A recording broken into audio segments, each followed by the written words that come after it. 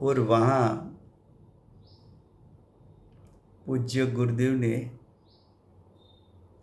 भगवत कुनकुंदाचार्य देव को भावपूर्वक जो वंदन किया था,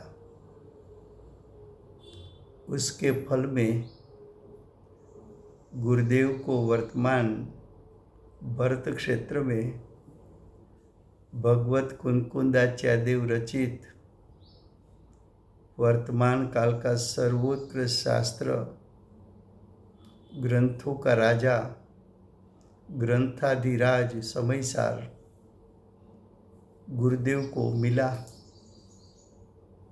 और ग्रंथाधिराज को निमित्त बनाकर हमारे पूज्य गुरुदेव ने सम्यक दर्शन की प्राप्ति की।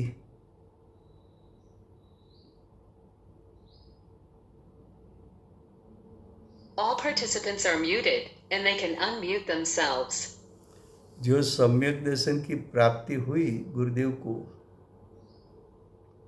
उसमें बाह्य निमित्त भगवत कुनकुंदाचार्य देव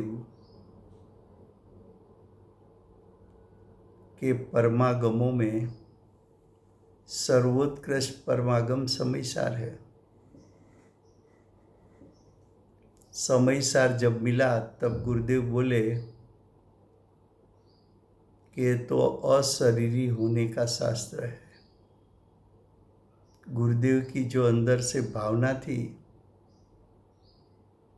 और गुरुदेव का उपादान पका था, तो बाह्य में निमित्त के रूप में समयसार यानी ग्रंथाधिराज सामने से आया। दामनगर के दामोदर सेठ ने पूज्य गुरुदेव को समयसार भेंट दिया। ये समयसार परम श्रुत प्रभावक मंडल ने छपाया था और ये परम श्रुत प्रभावक मंडल की स्थापना श्रीमद् राजचंद्र ने की थी। जब 1000 समयसार परम श्रुत प्रभावक मंडल ने छपाया, उसमें से करीबन 150 कॉपी बिकी थी और श्रीमद जी ने एक पत्र लिखा परम श्रुत प्रभावक मंडल में कि समयसार दूसरा छपाइए। तो वहाँ से पत्र आया कि अगली 1000 प्रत में से करीबन 150-200 प्रत ही बिक्री हुई है। तब श्रीमद जी ने लिखा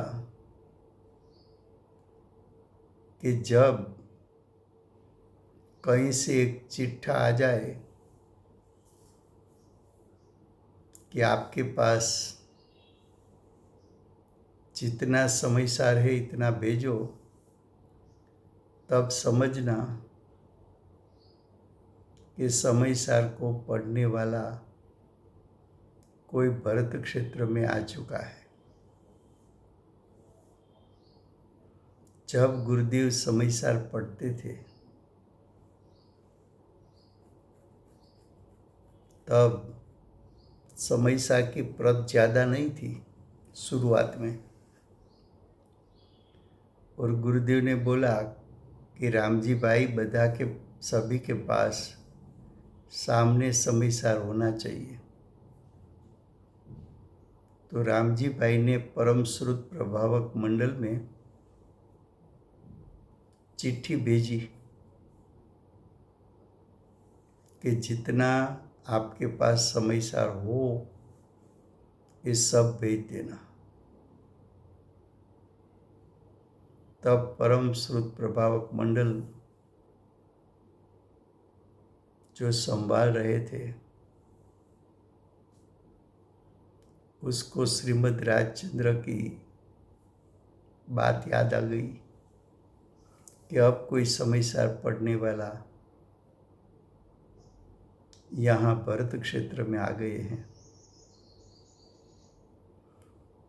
तो गुरुदेव ने जो भावपूर्वक वंदन किया उसका फल वर्तमान काल में कुंकुंदाचार्य देव रचित ग्रंथाधिराज समयसार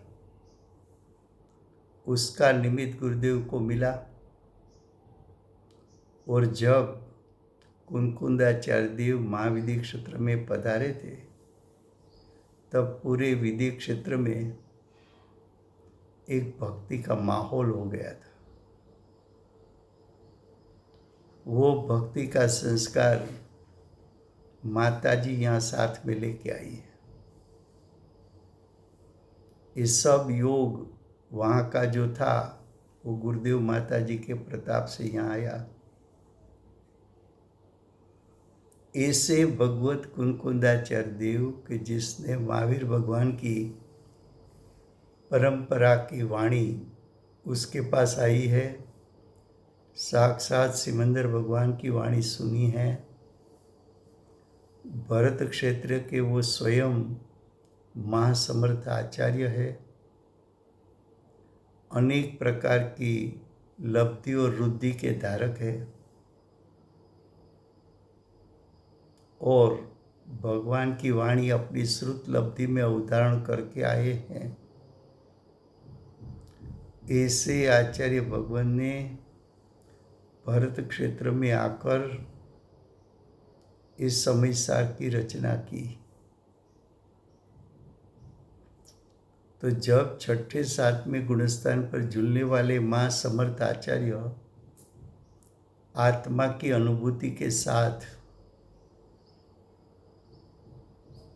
साक्षात आत्मा को प्रतीत करते हुए साक्षात आत्मा का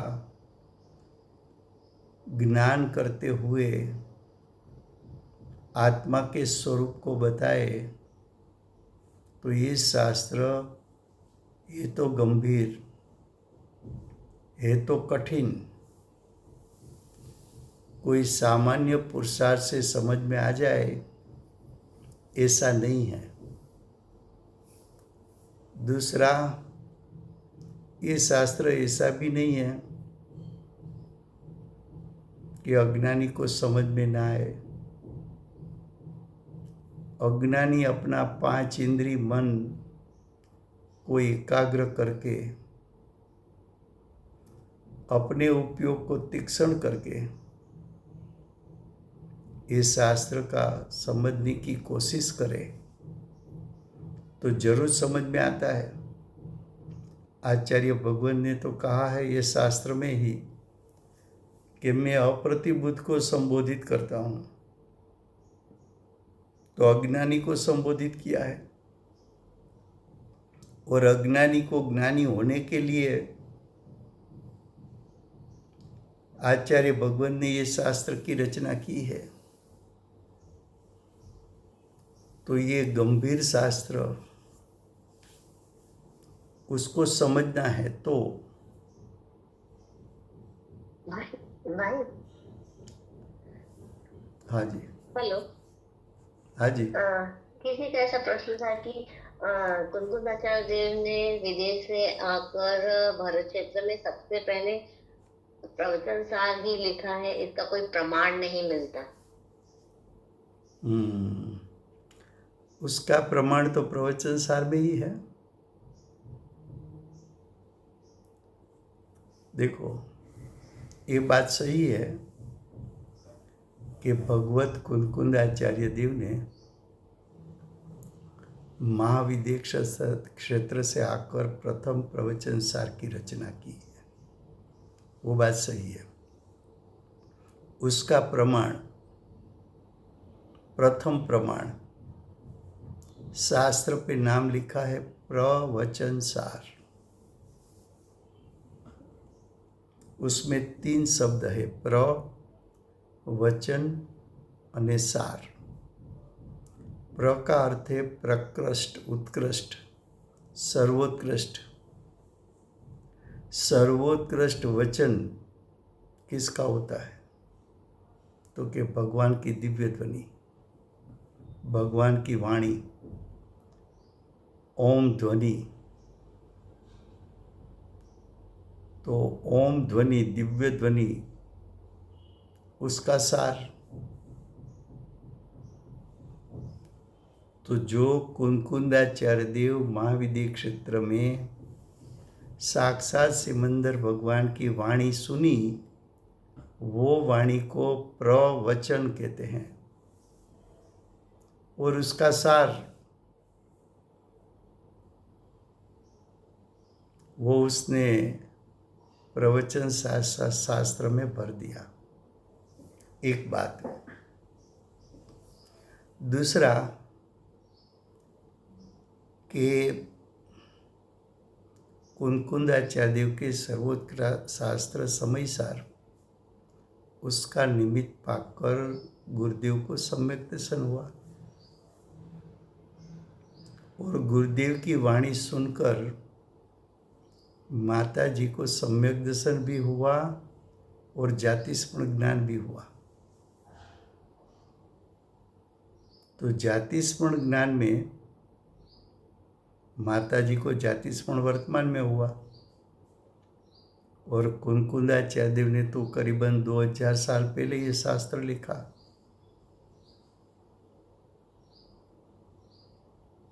तो दोनों के बीच में काल भेद तो 2000 साल का है। तो माता जी ने जाति स्मरण प्रकरण माता जी के स्वयं शब्द में लिखा हुआ ज्ञान वैभव शास्त्र, उसमें माता जी ने बताया है कि भगवत कुनकुंदाचार्य देव महाविद्य क्षेत्र पधारे तब भगवान की वाणी में 3 प्रकार का उपदेश आया था। एक क्षायिक का स्वरूप, एक यति का स्वरूप और एक श्रावक का स्वरूप। 3 बात आई थी। तो कि कुनकुंदाचार्य देव पधारे तब ये 3 बात क्यों आई और बात क्यों ना आई? तो कि ये 3 बात कुनकुंदाचार्य देव की भूमिका के अनुसार आई है। तो कि कुनकुंदाचार्य देव की भूमिका अनुसार आई, उसका अर्थ क्या? तो कि कुनकुंदाचार्य देव के जीवन में भरत क्षेत्र में 2 कार्य करना बाकी था। स्वयं आचार्य तो थे, रुद्धि भी प्रकट हो चुकी थी। तो 6ठे 7वें गुणस्थान में जो सब कुछ काम करना चाहिए वो तो कुनकुंदाचार्य देव ने कर लिया था। अब उसको क्या करना चाहिए? तो कि श्रेणी आरोहण करना चाहिए। और श्रेणी आरोहण के फल में क्या प्राप्त करना चाहिए? तो कि अरिहंत पद प्रकट करना चाहिए। तो कुनकुंदाचार्य देव को 2 कार्य करना चाहिए। श्रेणी आरोहण करे और अरिहंत पद को प्राप्त करे। तो श्रेणी आरोहण करने वाले मुनि को यति कहने में आता है। मुनि की भूमिका में यत्न करना उसको यति कहते हैं। तो मुनि की भूमिका में यत्न क्या करना चाहिए? तो कि श्रेणी आरोहण करना चाहिए। और उसके फल में क्षायिकपना प्रकट करना चाहिए।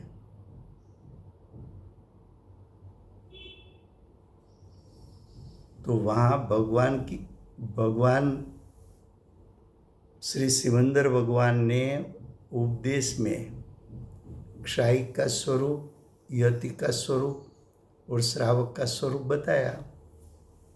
और कुनकुंदाचार्य देव ने यहाँ आकर प्रवचन सार की रचना प्रथम शास्त्र के रूप में की, तो उसमें क्षाई की बात आनी चाहिए, यति की बात आनी चाहिए, श्रावक की बात आनी चाहिए। ये तीनों बात प्रवचन सार में है। कहाँ है? तो कि प्रवचन सार में है। देखो, प्रवचन सार का प्रथम अधिकार ज्ञान तत्व प्रज्ञापन। ज्ञान तत्व का प्रथम पेटा अधिकार सदुपयोग अधिकार। सदुपयोग अधिकार में आचार्य भगवत ने कहा है कि सदुपयोगी को तुरंत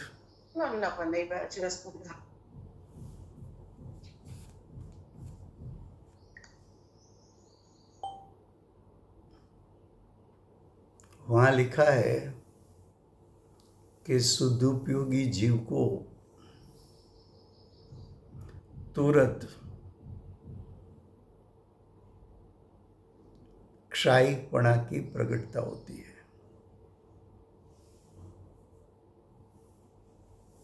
प्रवचन सार की गाथा 13 देखो, 15 देखो, वहाँ सदुपयोगी किसको कहा, सदुपयोग का फल क्या बताया, तो कि उसको केवल ज्ञान केवल दर्शन की प्रकटता होती है।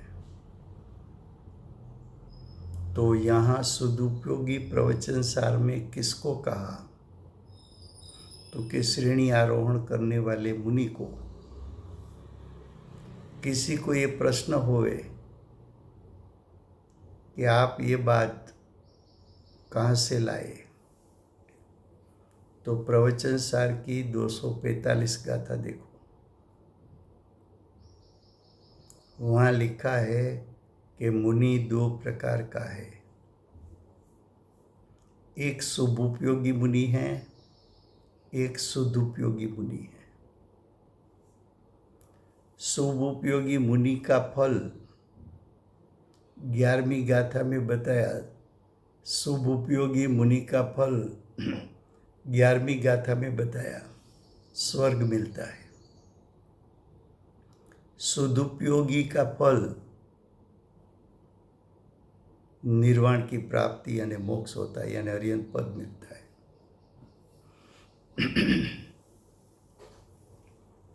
तो वहाँ मुनि का 2 प्रकार बताया। एक मुनि शुभोपयोगी, उसको शुभोपयोगी क्यों कहा, तो कि उसका मनुष्य काल में, मुनिपणा के काल में वो 6ठे 7वें गुणस्थान पर झूलते रहे, लेकिन श्रेणी आरोहण नहीं किया, इतना यत्न नहीं हुआ, इतना पुरुषार्थ नहीं हुआ। तो 6ठे 7वें झूलते रहे और देह विलय हो गया। तो वो मुनि कहाँ जाएंगे, तो कि स्वर्ग में जाएंगे।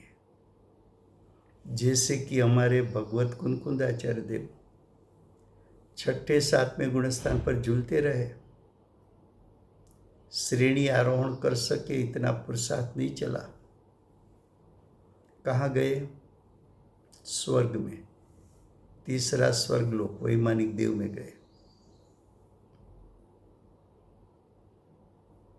और सदुपयोगी हो तो कि वो तो श्रेणी आरोहण करने वाले मुनिराज है, उसको निर्वाण यानी मोक्ष की प्राप्ति होगी। उसको किसकी प्राप्ति होगी, तो कि मोक्ष की प्राप्ति होगी। तो देखो, प्रवचन सार में ज्ञान तत्व प्रज्ञापन में पेटा प्रथम अधिकार सदुपयोग अधिकार बताया, और उसका फल क्षायिक ज्ञान क्षायिक सुख बताया। और क्षायी ज्ञान का स्वरूप दिखाने के लिए भगवत कुनकुंदाचार्य देव ने पेटा दूसरा अधिकार ज्ञान अधिकार की रचना की। किसकी रचना की? तो के ज्ञान अधिकार की। और तीसरा पेटा अधिकार सुख अधिकार की रचना की। ज्ञान अधिकार पूरा देखो तो वहां क्षायी ज्ञान को ज्ञान कहा। क्षायी ज्ञान को ज्ञान क्यों कहा? तो के सदुपयोग जिसको है ऐसा मुनि ने श्रेणी आरोहण किया, तो क्षायी ज्ञान यानी परिपूर्ण ज्ञान, केवल ज्ञान की प्रकटता की। और केवल ज्ञान के साथ साथ क्षायी सुख की प्रकटता की, परिपूर्ण सुख की प्रकटता की। तो क्षायी ज्ञान क्षायी सुख तो अर्यंत पद में होता है। तो छठे सातवें गुणस्थान पर झूलने वाले भगवत कुनकुंदाचार्य देव सिमंदर भगवान का साक्षात क्षायी का स्वरूप देख के आए थे। क्षायी का स्वरूप क्या है वो भगवान के श्री मुख से सुन के आए थे और स्वयं को क्षायी ज्ञान क्षायी सुख प्रकट करने की भावना थी। तो प्रवचन सार ये सिद्ध करता है कि बेनश्री का जाति स्मरण यथार्थ है, और बेनश्री का जाति स्मरण ये सिद्ध करता है कि भगवत कुनकुंदाचार्य देव महाविद्य क्षेत्र में गए थे। वहाँ भगवान की वाणी में क्षायिक और यति का स्वरूप सुन के आए थे, श्रावक का स्वरूप सुन के आए थे। और वहाँ से आने के बाद जो प्रथम शास्त्र प्रवचन सार की रचना की, उसमें आचार्य भगवान ने क्षायी का स्वरूप ही प्रथम बताया,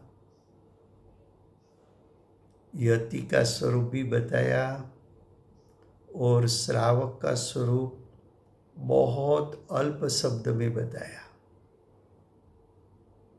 लेकिन सदुपयोग की बात जोर शोर से की, क्षायी की बात भी जोर शोर से बताई। तो कि क्षायी की बात जोर शोर से और यति की बात जोर शोर से बताई क्यों,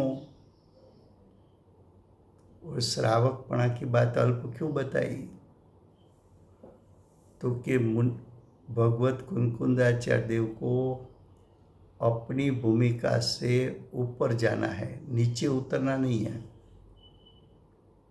श्रावकपणा तो पंचम गुणस्थान है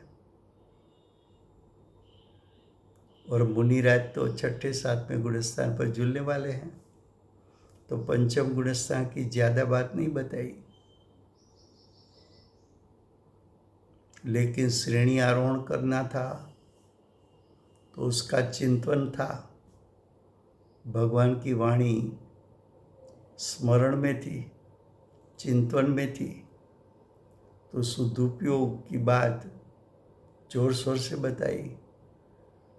क्षायी ज्ञान क्षायी सुख प्रकट करने की भावना थी और क्षायी ज्ञान क्षायी सुख भगवान का देख के आए थे और क्षायी ज्ञान क्षायी सुख का स्वरूप कैसा है भगवान के पास सुन के आए हैं। तो आचार्य भगवान ने क्षायी ज्ञान क्षायी सुख की बात जोर शोर से बताई। तो ये बात सिद्ध होती है कि भगवत कुनकुंदाचार्य देव महाविद्य क्षेत्र पधारे थे। उसके बाद भी कुछ आचार्यों ने अपने शिलालेख में भी बताया कि अगर भगवत कुनकुंदाचार्य देव महाविद्य क्षेत्र में जाकर भगवान की वाणी यहाँ लेके नहीं आते तो हमारे मुनिजनों का क्या होता। ऐसे काफ़ी शिलालेख आदि भी मिलते हैं और आचार्यों के, उसके बाद हुए आचार्यों के ऐसे कथनों भी मिलते हैं। तो ये सब बात बताती हैं कि कुनकुंदाचार्य देव महाविद्य क्षेत्र में पधारे थे। तो कि ये सब बात हमने क्यों बताई, तो कि जो शास्त्र आप पढ़ो वो शास्त्र के रचयिता भगवत कुनकुंदाचार्य देव के प्रति आपको महिमा आनी चाहिए कि ये तो छठे सातवें गुणस्थान पर झूलते हुए आचार्य है, रुद्धिधारी है, प्रमथ अप्रमथ गुणस्थान में झूलने वाले हैं, साक्षात सिमंदर भगवान की वाणी सुनी है और अपनी श्रुत लब्धि में अवधारण करके आए हैं। भगवान की वाणी को स्वयं के आत्मा के अनुभव के साथ मिलाकर जो उसने समयसार आदि शास्त्रों की रचना की, वो आत्म अनुभव पूर्वक ये शास्त्र की रचना है। और जिसने मोक्ष मार्ग पाया है, जो स्वयं मोक्ष मार्ग पर खड़े हैं और जो स्वयं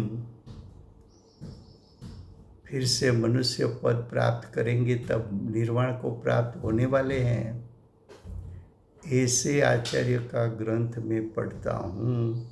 ऐसी अंदर से भावना पहले उत्पन्न होनी चाहिए, उसके बाद ये शास्त्र पढ़ना चाहिए। ऐसा समयसार शास्त्र जिसको भगवत कुनकुंदाचार्य देव को पूर्व भाव में हमारे गुरुदेव ने साक्षात उसको सिमंदर भगवान की सभा में भी देखे हैं, 8 दिन के महोत्सव में भी देखे हैं, उसको भावपूर्वक वंदन भी किया है। माता जी ने भी समवसरण में देखा है और वहाँ 8 दिवस के महोत्सव में भी माता जी ने उसको देखा है। और वर्तमान में माता जी ने जातिस्मरण ज्ञान में महाविद्य क्षेत्र देखा, सिमंदर भगवान का समवसरण देखा, भगवत कुनकुंदाचार्य देव पधारे थे, वो बात याद आई। वहाँ 8 दिन का महोत्सव मनाया गया, वो बात याद आई। और यहाँ पूज्य गुरुदेव और माता जी ने वहाँ तो महोत्सव मनाया, लेकिन भरत क्षेत्र में प्रत्येक स्वाध्याय मंदिर में, प्रत्येक जिन मंदिर में भगवत कुनकुंदाचार्य देव को विराजमान भी किया, चित्रपटों को, और उसके मुख्य 5 आगम उसकी भी जिनवाणी के रूप में स्थापना की। और गुरुदेव माता जी ने अपने श्री मुख से कुनकुंदाचार्य देव के परमागमों का बहुत महिमा भी की, बार बार उसको याद और चिंतन में भी लिया।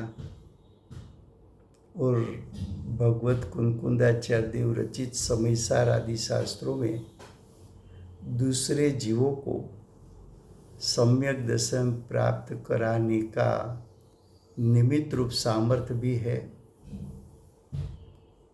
जो हमारे गुरुदेव को सम्यक दर्शन प्राप्त हुआ, वो पूज्य गुरुदेव को भी सम्यक दर्शन प्राप्ति में निमित्त हुआ। माता जी को गुरुदेव और समयसार दोनों निमित्त हुआ। श्रीमद जी ने भी लिखा है कि हमारे स्वरूप अनुसंधान में समयसार शास्त्र का निमित्तपणा है। तो ये शास्त्रों सम्यक दर्शन प्राप्ति के लिए सर्वोत्कृष्ट निमित्त है। ऐसा अंदर में भाव लाकर ये शास्त्र को पढ़ना चाहिए। ऐसे समय सा शास्त्र आपको पढ़ना है तो आपको साथ साथ में भगवत कुंकुंदाचार्य देव ने जो शास्त्र रचना की है वो ग्रंथ रचना कैसे की है वो भी बात आपको समझनी चाहिए।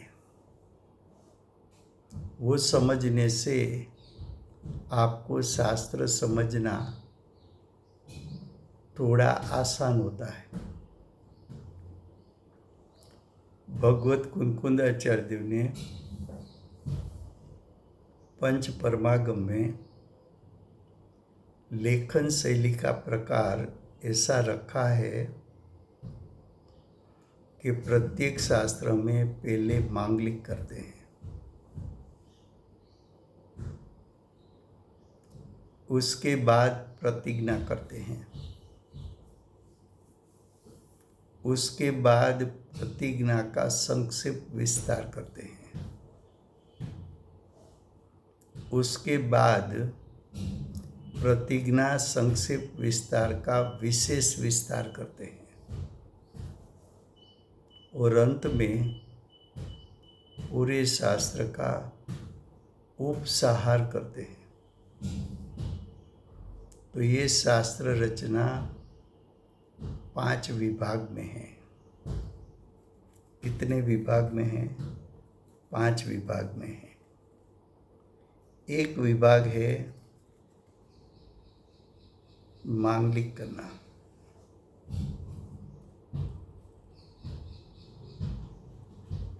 मांगलिक करने से परिणाम शांत हो जाते हैं, कसाई सब शांत हो जाते हैं।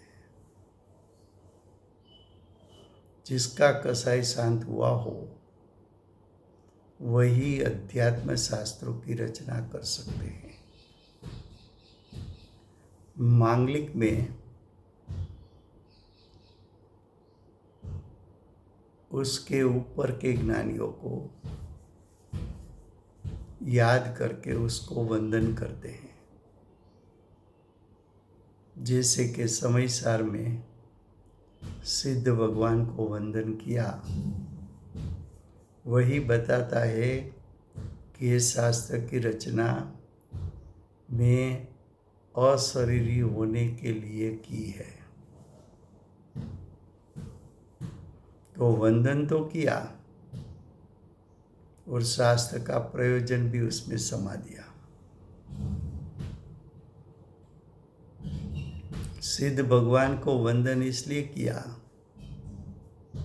कि स्वयं का लक्ष्य है कि मैं भी सिद्ध पद को प्राप्त करूं। तो सिद्ध को स्वयं के हृदय में और सुनने वाले सभी जीवों के हृदय में उसकी स्थापना करके इस शास्त्र की रचना की। मांगलिक करने के बाद आचार्य भगवंत प्रतिज्ञा करते हैं। प्रतिज्ञा का अर्थ है कि ये शास्त्र का प्रयोजन क्या है, ये शास्त्र का तात्पर्य क्या है, इस शास्त्र में मैं क्या बताने वाला हूँ।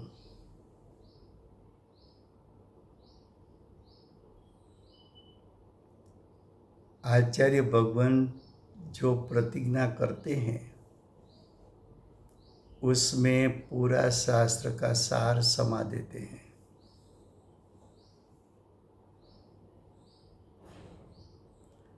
शास्त्र का पूरा सेंट्रल आइडिया, मध्यवर्ती विचार प्रतिज्ञा में भर देते हैं।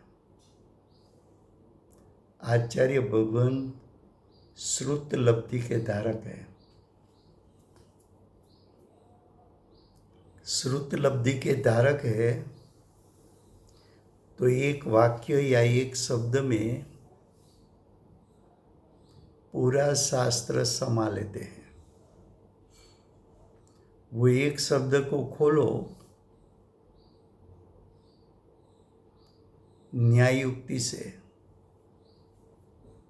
उसमें से पूरा शास्त्र खुल जाता है। उसको प्रतिज्ञा कहते हैं।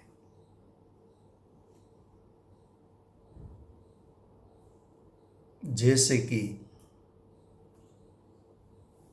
समयसार शास्त्र में आचार्य भगवान ने प्रतिज्ञा के लिए सिर्फ एक शब्द प्रयोग किया है,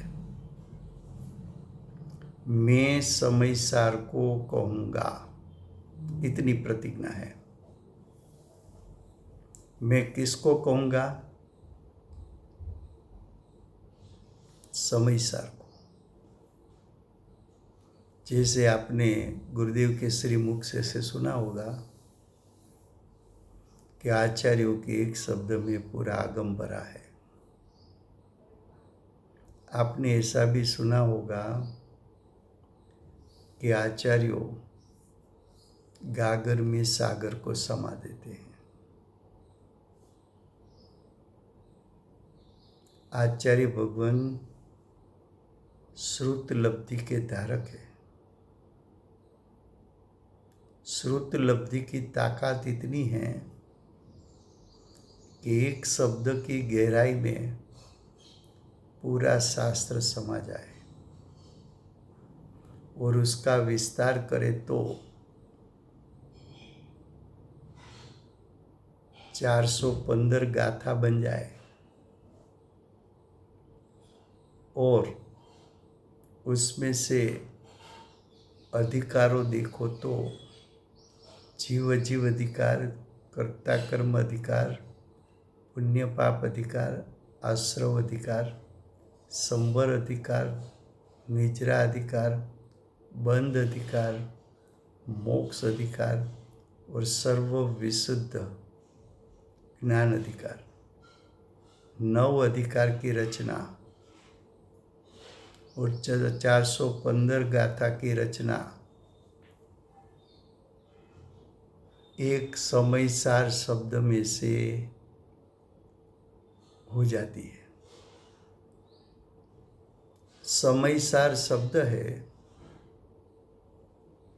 उसको आचार्य भगवंत न्याय युक्ति से खोलकर उसमें से 9 अधिकार 415 गाथा बनाएंगे। वो कैसे बनता है वो भी हम बताने वाले हैं। तो पहली बात बताई मांगलिक, दूसरी बात बताई प्रतिज्ञा। प्रतिज्ञा का संक्षिप्त विस्तार आचार्य भगवान ने मांगलिक किया है पहली गाथा में, और प्रथम गाथा में ही प्रतिज्ञा भी की है। लिखा है ना, श्रुत केवड़ी ने कहा है वो समयसार में कहूँगा।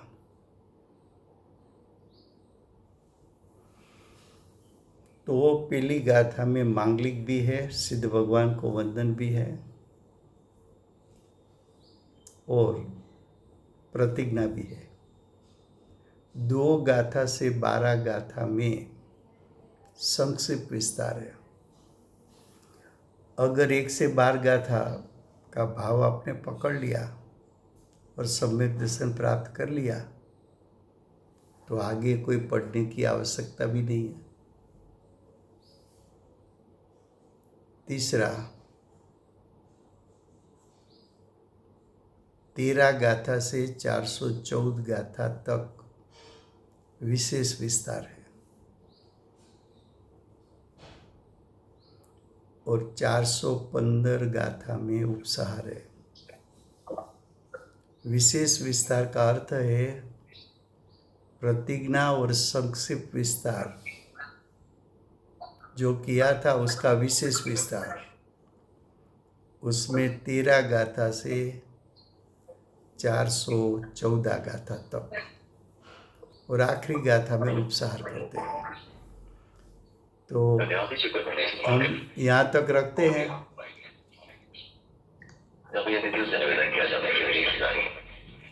All participants are muted and they can unmute themselves. हम यहाँ तक रखते हैं। कल से समय साथ शुरू करेंगे और 7 दिन में समय सार में क्या कहना है उसका सार बताएंगे। समय हुआ है। वर्तमान 24ના આખરી તીર્થંકર બાલ બ્રહ્મચારી મહાવીર ભગવાનનો જય હો। મહાવિદ્ય ક્ષેત્રે બિરાજતા પ્રથમ તીર્થંકર ધર્મ ધુરંધર અનંત ચતુષ્ટયના તારક દિવ્યધ્વનિના દાતાર શાસન ઉપકારી સીમામાં રહેનાર શ્રી સિમંદર ભગવાનનો જય હો। કડીકાળ સર્વજ્ઞ કેવલ જ્ઞાનની તળેટીમાં બેઠેલા મહાસમર્થાચાર્ય આગમના રચયિતા ભગવત શ્રી કુંકુંદાચાર્ય દેવનો જય હો। વર્તમાન કાળે સમ્યક દર્શનનો ઉપદેશ આપનાર તીર્થના નાયક, તીર્થના સ્થાપક, તીર્થના પ્રવર્તક પરમ કૃપાળુ શ્રી સદગુરુ દેવનો જય હો। પૂજ્ય ગુરુદેવના શિષ્યમાં શિરોમણી, પૂજ્ય ગુરુદેવના નવભવનો મહિમા બતાવનાર સ્વાનુભવ યુક્ત જાતિસ્મરણ જ્ઞાન યુક્ત પ્રસમ મૂર્તિ ભગવતી માતનો જય હો। પૂજ્ય ગુરુદેવ માતાજીની સાધના ભૂમિ સુવર્ણપુરી ધામનો જય હો। સુવર્ણપુરી ધામમાં બિરાજતા સર્વે દેવ શાસ્ત્ર ગુરુ ભગવંતનો જય હો। વર્તમાન ગુરુ અને ભવિષ્યના તીર્થંકર શ્રી સૂર્યકૃતિનાથ ભગવાનનો જય હો।